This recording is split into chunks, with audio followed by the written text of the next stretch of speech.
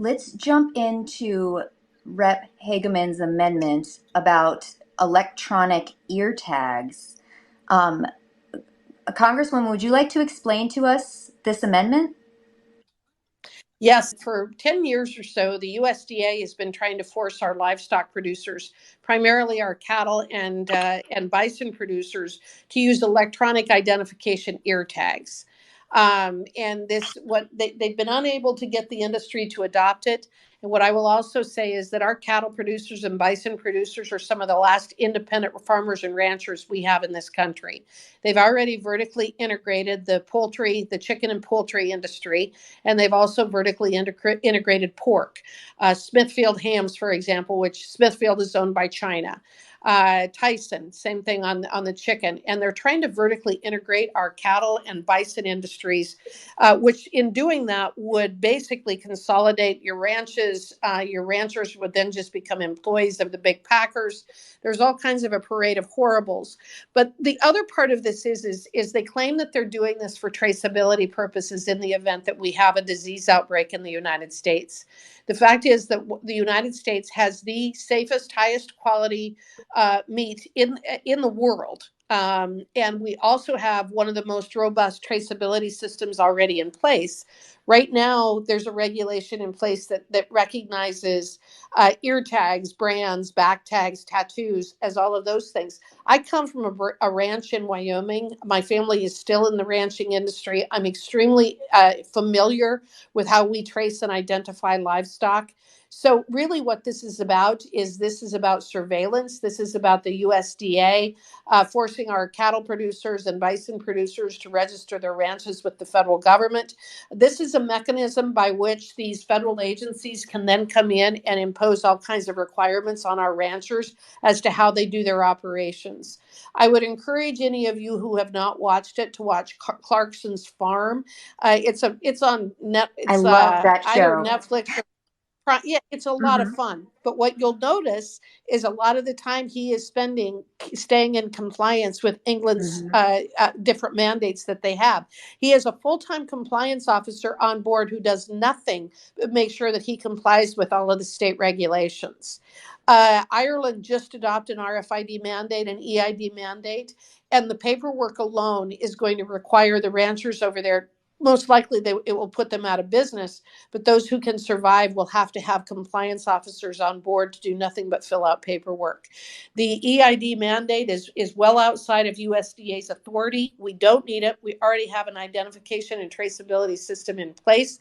My amendment would defund their ability to implement this program and this rule and protect our cattle and bison producers and protect our rural So communities. this is kind of like a birth certificate for every animal, like an individual microchip for every animal, unless they're in a group. No, it would be every Oh, animal. wow. And what's really wild is that coming from a ranch, I can tell you that it's not only cost prohibitive. The initial estimate that USDA published in 2013 is that it would cost our industry about $2 Oh my billion God. dollars, which would put every single one of them out of business. But it is a form of control from the industry, and we don't need it. We already have a traceability and identification system in place. This is about control, and it's about vertical integration, and it's about getting rid of our independent cattle and bison producers. So you mentioned surveillance. Can you go into that a little bit more? Is that like an ESG style surveillance or like a So Patriot what Act it would style be surveillance? is, yeah, absolutely, because it's gonna there. That's one of the ways when I say control. So what they have is they have what are called BQAs, or beef quality assurances, and it is a checklist of about 58 different metrics by which the federal government wants to control and dictate and judge your cattle operation. So as I was explaining to people today, what most people don't understand or ignore is that your cattle producers are some of the very best environmental stewards as there are because their entire livelihood is dependent upon it. But you've got people in USDA, you've got environmental groups that want us to stop eating beef. You have people who don't believe we should have the freedom over our food, just like with Thomas Massey's bill. And so what you have is they will start dictating the height of the lowest rung on your fence, for example, to make your fences more wildlife friendly, according to them. That you would have to fence out your water resources and bring in a separate water resource for your livestock. Essentially, it is a mechanism by which they're going to reduce cattle production in this country, dramatically increase the price because they're trying to change behavior. It's just simply one more step in their effort. And when I say surveillance, what they're saying is that they would be able to identify where any of the millions of head of livestock are in this country at any one point in time. They want every rancher to have a PIN, a premises identification number that's registered with the federal government. And if you go down this BQA route, they want to be able to come onto your property and determine whether you're actually in compliance with what their standards are.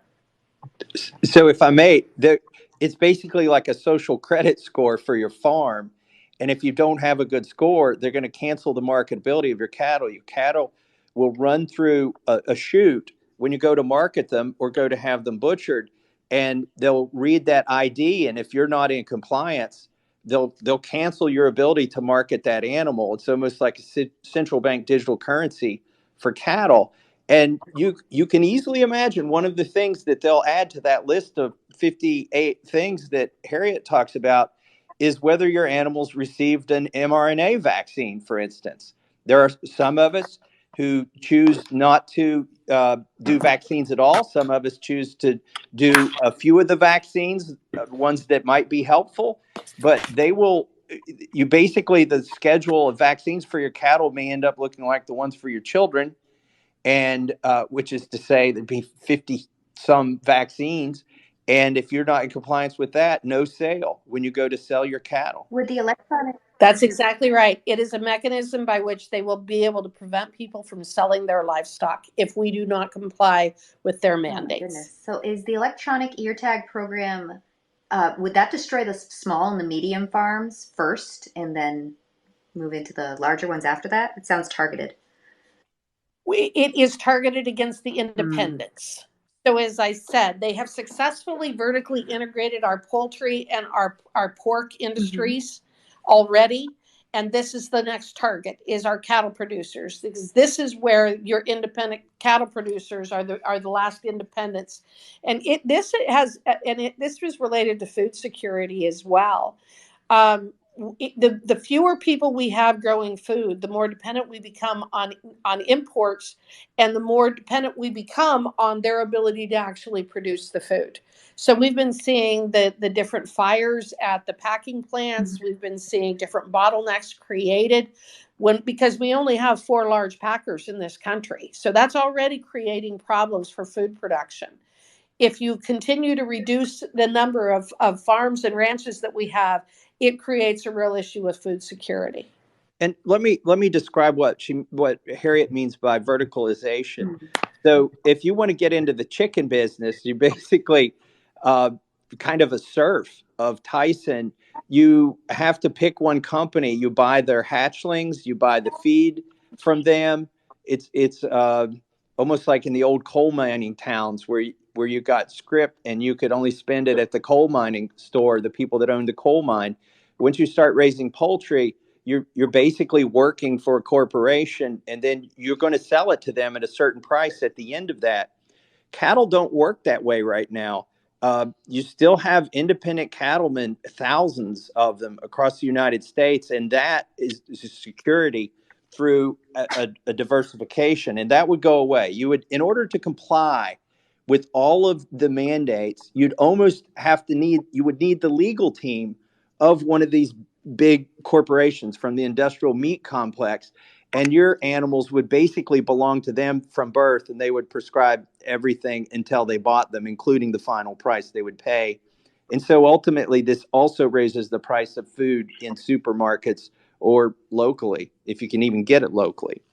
So one of the things that we see with government right now, and yesterday I read the word of what they're talking about, is I read an article about the push on the environmental side of things, the climate change discussions we're having. This is about de-development. That's the word that they're using. That they, and by they meaning the people who are advocating for these kinds of things.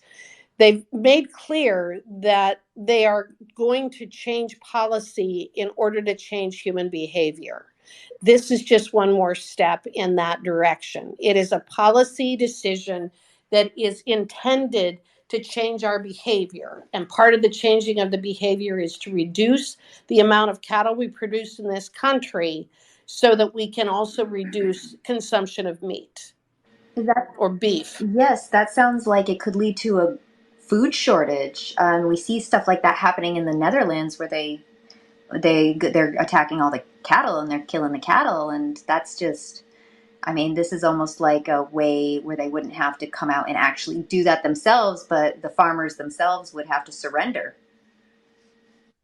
That's the vertical integration, and that's exactly what they're doing in Ireland. Ireland and the Netherlands both have gone down that road. Ireland is saying that they're going to kill as much as 1/3 of their cattle.